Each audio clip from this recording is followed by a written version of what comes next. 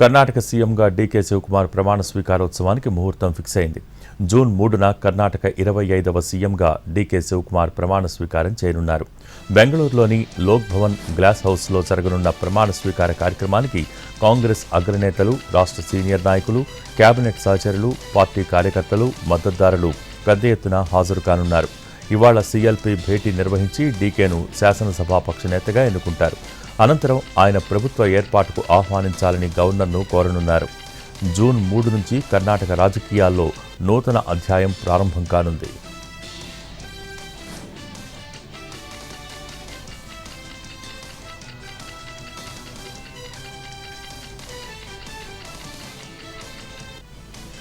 కొన్ని నియోజకవర్గాల్లో ఎమ్మెల్యేలు జమీందారులుగా తయారయ్యారని అన్నారు సీఎం రేవంత్ రెడ్డి. పీఎస్సీ సమావేశంలో పాల్గొన్న సీఎం చేసిన వ్యాఖ్యలు సంచలనంగా మారాయి. సోషల్ మీడియాలో వ్యక్తిగత ప్రచారం తప్ప పార్టీ, ప్రభుత్వ కార్యక్రమాలను ప్రచారం చేయనివ్వటం లేదని అన్నారు. సోషల్ మీడియాపై ఎమ్మెల్యేలకు శిక్షణ ఇవ్వాలని తెలిపారు సీఎం రేవంత్ రెడ్డి. ఇన్ఛార్జి మంత్రులు ప్రతి 10 రోజులకు ఒకరోజు పార్టీ కార్యక్రమాల్లో పూర్తిగా పాల్గొనాలని సూచించారు. క్షేత్రస్థాయికి వెళ్లి కార్యకర్తల్ని ఇన్ఛార్జి మంత్రులు కలవాలని తెలిపారు. తాను కూడా 10 రోజులకు ఓసారి పార్టీ కార్యకర్తల్ని కలుస్తానని వివరించారు. నెలలో 3 రోజులు పార్టీ కార్యకర్తల కోసం సమయం ఇస్తానని చెప్పారు. పార్టీ కోసం పనిచేయాల్సిందే అని అన్నారు సీఎం రేవంత్ రెడ్డి. మంత్రులు, ఎమ్మెల్యేలు, ఎంపీలు, ఎమ్మెల్సీలు, కార్పొరేషన్ చైర్మన్స్తో పాటు ప్రతి ఒక్కరూ పార్టీ కార్యక్రమాలలో పాల్గొనాల్సిందేనని అన్నారు ముఖ్యమంత్రి. తనతో పాటు ఎవరికీ మినహాయింపు ఇవ్వొద్దన్నారు సీఎం రేవంత్.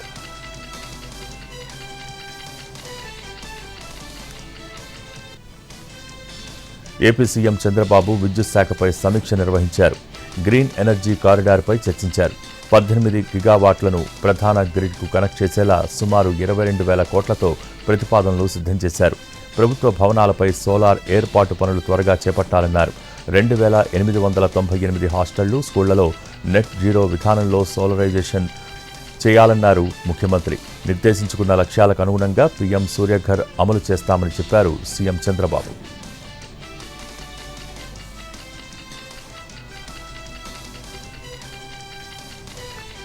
తెలంగాణ ఉద్యోగుల బకాయిల్లో తొలి విడతగా 2,000 కోట్లను విడుదల చేసింది ప్రభుత్వం.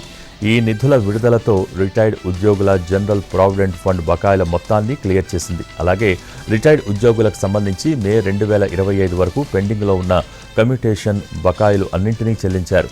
మిగిలిన 4,000 కోట్ల రూపాయల బకాయిలను కూడా త్వరలోనే విడుదల చేసేందుకు కసరత్తు చేస్తోంది తెలంగాణ సర్కారు.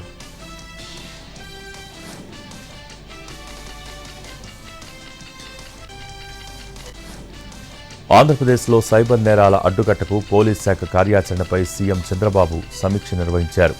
6 పిల్లర్స్ రెస్పాన్స్ టీమ్స్తో సైబర్ నేరాల అడ్డుకట్టకు ఏపీ సైబర్ గార్డ్ పనిచేస్తుందని తెలిపారు.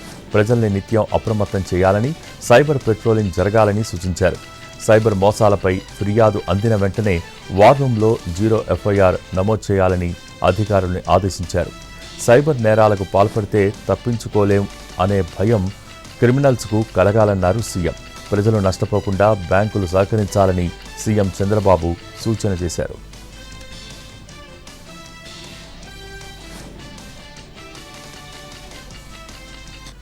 పెద్దపల్లి జిల్లా మంథని వ్యవసాయ మార్కెట్లో ధాన్యం కొనుగోలు కేంద్రాన్ని పరిశీలించారు మంత్రి శ్రీధర్ బాబు. ధాన్యం కుప్పలు నిల్వ లేకుండా కొనుగోలు చేసి తరలించామన్నారు. వరి వేయకూడదని వస్తున్న వార్తలకు ప్రభుత్వానికి ఎలాంటి సంబంధం లేదన్నారు. వాణిజ్య పంటలు పండించడం వల్ల రైతులకు అధిక లాభం వస్తుందని వ్యవసాయ అధికారులు సూచిస్తున్నారని తెలిపారు. రైతులు పొలాల్లో వరి కొయ్యలు, గడ్డిని కాల్చడం వల్ల కాలుష్యం ఏర్పడుతుందన్నారు మంత్రి శ్రీధర్ బాబు. ఇతర రైతులకు ఇబ్బందులు కలుగుతున్నాయని తెలిపారు. ఇక ఇతర ప్రత్యామ్నాయ మార్గాలను పాటించాలని విజ్ఞప్తి చేశారు.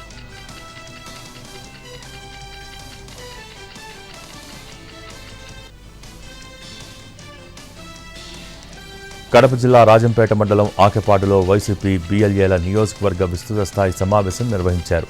స్థానిక సంస్థల ఎన్నికల్లో బీఎల్ఓలు అనుసరించాల్సిన వ్యూహాలపై చర్చించారు. అందరూ కలిసికట్టుగా పనిచేసి మళ్లీ జగన్ను ముఖ్యమంత్రిని చేసుకోవాలన్నారు పార్టీ నేతలు. స్థానిక సంస్థల ఎన్నికల్లో 60% స్థానాలు సాధిస్తామని ధీమా వ్యక్తం చేశారు. ఇచ్చిన హామీలు అమలు చేయలేక వెన్నుపోటు చరిత్ర ఉన్న చంద్రబాబు ఇష్టారీతిన మాట్లాడుతున్నారంటూ మండిపడ్డారు వైసీపీ నాయకులు.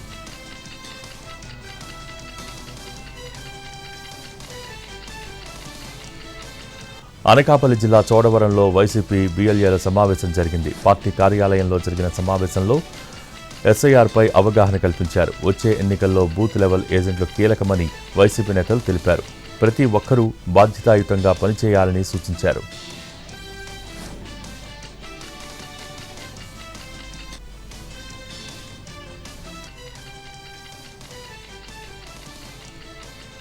అనకాపల్లి జిల్లా చోడవరంలో వైసీపీ బీఎల్ఏల సమావేశం జరిగింది. పార్టీ కార్యాలయంలో జరిగిన సమావేశంలో ఎస్ఐఆర్పై అవగాహన కల్పించారు. వచ్చే ఎన్నికల్లో బూత్ లెవెల్ ఏజెంట్లు కీలకమని వైసీపీ నేతలు తెలిపారు.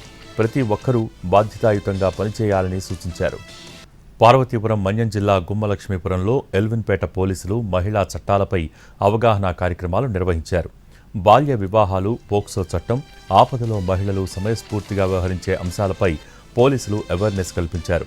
ఈ కార్యక్రమంలో వందల మంది మహిళలు, విద్యార్థినులు పాల్గొన్నారు. వివిధ చట్టాల గురించి తెలుసుకున్నారు.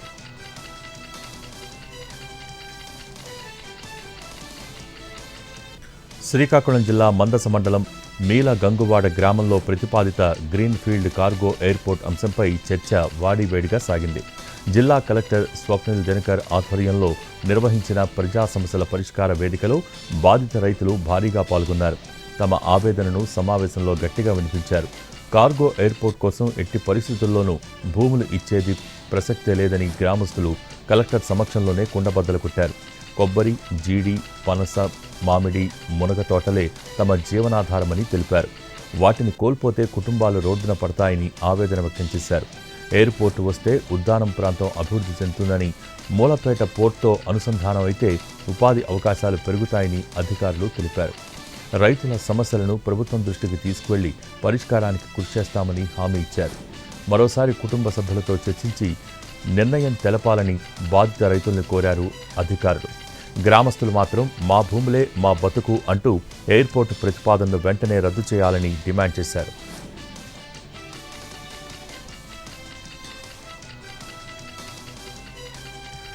మంచిర్యాల జిల్లా భీమారం మండల కేంద్రంలో నకిలీ పత్తి విత్తనాల రవాణాను అడ్డుకున్నారు పోలీసులు. మొత్తం 6గురిపై కేసు నమోదు చేశారు. 2 నిందితులను అదుపులోకి తీసుకోగా మరో 4 పరారీ అయ్యారు. వారి వద్ద నుంచి సుమారు 2 లక్షల రూపాయల విలువగల 101 కిలోల నకిలీ పత్తి విత్తనాలను స్వాధీనం చేసుకున్నారు. గ్రామాల్లో ఎవరైనా ప్రభుత్వ నిషేధిత నకిలీ విత్తనాలు అమ్మినా, రవాణా చేసినా, కొనుగోలు చేసినా కఠిన చర్యలు ఉంటాయని హెచ్చరించారు పోలీసులు. రైతులు ఎవరూ కూడా ఇలాంటి నకిలీ పత్తి విత్తనాలను కొని మోసపోవద్దని సూచించారు పోలీసులు. సంగారెడ్డి అమీన్పూర్ మండలం ఐలాపూర్లో ఉద్రిక్తత నెలకొంది. హైడ్రా, పోలీస్ అధికారులు, న్యాయవాది ముఖీ మధ్య వాగ్వాదం జరిగింది. గత నెలలో ఐలాపూర్లో కూల్చివేతలు చేపట్టిన భూములకు రక్షణగా ఫెన్సింగ్ వేయటానికి వచ్చారు హైడ్రా అధికారులు. ఫెన్సింగ్ వేస్తున్న అధికారులు, న్యాయవాది ముఖీం ఫామ్ హౌస్ వాచ్మెన్ మధ్య వాగ్వాదం జరిగింది. హైడ్రా అధికారులు తనపై అసభ్యంగా ప్రవర్తించారని ఆరోపిస్తూ పోలీస్ స్టేషన్లో వాచ్మెన్ ఫిర్యాదు చేశారు. స్టేషన్ వద్ద హైడ్రా అధికారులు, పోలీసులతో న్యాయవాది ముఖీం వాగ్వాదానికి దిగాడు. హైడ్రా అధికారులు కోర్టు స్టే ఉన్నా దౌర్జన్యం చేస్తున్నారని ముఖీం ఆరోపించాడు.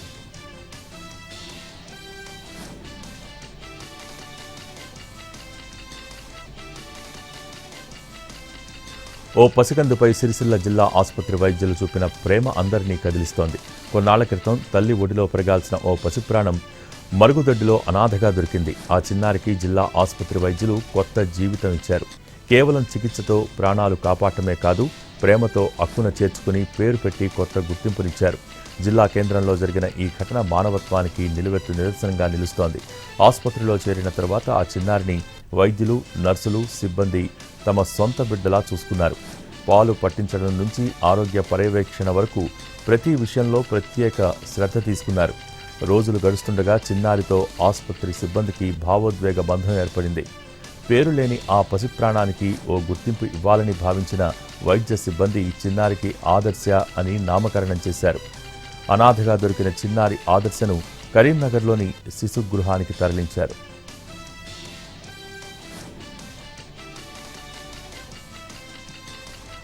ఏలూరు జిల్లా ద్వారకా తిరుమల చిన్న వెంకన్న ఆలయంలో అపచారం చోటు చేసుకుంది.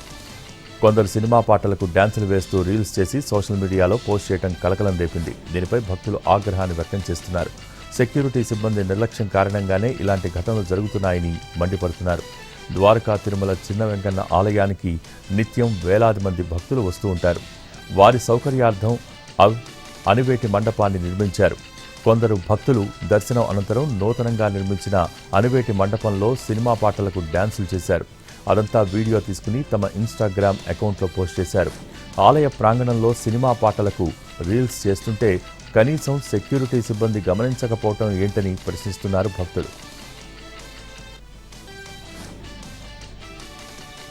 దేశవ్యాప్తంగా అన్ని హైకోర్టులకు సుప్రీంకోర్టు కీలక ఆదేశాలు జారీ చేసింది. తీర్పులు ఆలస్యం చేయొద్దని హైకోర్టులను సర్వోన్నత న్యాయస్థానం ఆదేశించింది. రిజర్వ్ చేసిన తీర్పులపై అన్ని హైకోర్టులకు సుప్రీంకోర్టు గైడ్లైన్స్ విడుదల చేసింది. ప్రకటించిన తీర్పు 24 గంటల్లోపు వెబ్సైట్లో అప్లోడ్ చేయాలని, పూర్తి కారణాలతో కూడిన తీర్పును 7 రోజుల్లో అప్లోడ్ చేయాలని సూచించింది. ప్రత్యేక పరిస్థితుల్లో 15 రోజుల్లో తీర్పు అప్లోడ్ చేయాలని స్పష్టం చేసింది. Central bank digital currency pilot ప్రాజెక్టును మరింత విస్తరించాలని రిజర్వ్ బ్యాంక్ యోచిస్తోంది. ప్రభుత్వ సంక్షేమ పథకాలు, రిటైల్ రంగానికి డిజిటల్ కరెన్సీని విస్తరించాలని భావిస్తోంది. ఫైనాన్షియల్ అసెట్ టోకనైజేషన్కు ఉన్న అవకాశాలను పరిశీలించాలని ప్లాన్ చేస్తోంది. సిబిడిసి పైలట్ ప్రాజెక్టులో మరింత మందిని భాగస్వాముల్ని చేయాలనుకుంటోంది. ఆర్బీఐ తన వార్షిక నివేదికలో ఈ అంశాన్ని పొందుపరిచింది.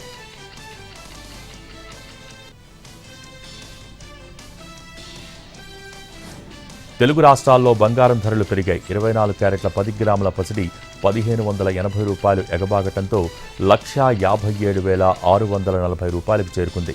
22 క్యారెట్ల 10 గ్రాముల గోల్డ్ 1,450 రూపాయలు పెరగటంతో 1,44,500 రూపాయలు పలుకుతోంది. సిల్వర్ రేటు కేజీకి 5,000 పెరగటంతో 2,90,000 రూపాయలుగా ఉంది.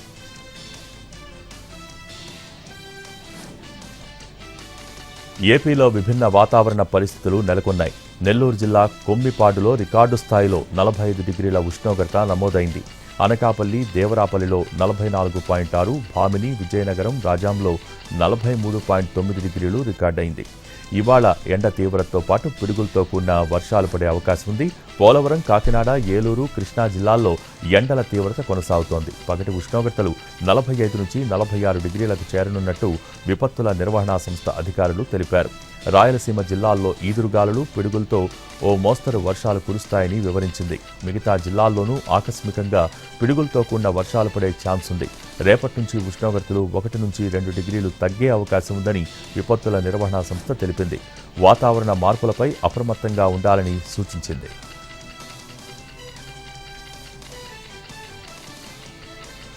తెలంగాణలో భానుడు భగభగా మండిపోతున్నాడు. రాష్ట్రంలోని 13 జిల్లాల్లో 46 డిగ్రీలకు పైగా ఉష్ణోగ్రత రికార్డైంది. అత్యధికంగా కొమురం భీం జిల్లా దెహగాంలో 46.3 డిగ్రీలు నమోదైంది. మంచిర్యాల జిల్లా బెల్లంపల్లిలో 46.2, నిర్మల్ జిల్లా పాత ఎల్లాపూర్లో 45.6, ఆదిలాబాద్ జిల్లా పొచ్చెరలో 44.1 డిగ్రీల ఉష్ణోగ్రత రికార్డైంది.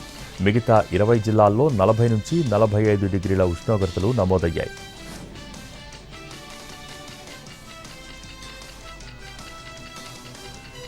ఏపీలోని పలు జిల్లాలకు రెడ్ అలర్ట్ జారీ చేసింది వెదర్ డిపార్ట్మెంట్. శ్రీకాకుళం, మన్యం, విజయనగరం జిల్లాల్లో పిడుగులతో కూడిన వర్షాలు పడతాయని హెచ్చరించింది. గంటకు 50 నుంచి 60 కిలోమీటర్ల వేగంతో బలమైన ఈదురుగాలులు వీస్తాయని తెలిపింది. చెట్ల కింద, విద్యుత్ స్తంభాలు, హోర్డింగ్స్ వద్ద నిలబడవద్దని హెచ్చరికలు జారీ చేసింది. ప్రజలు అప్రమత్తంగా ఉండాలని అధికారులు సూచించారు.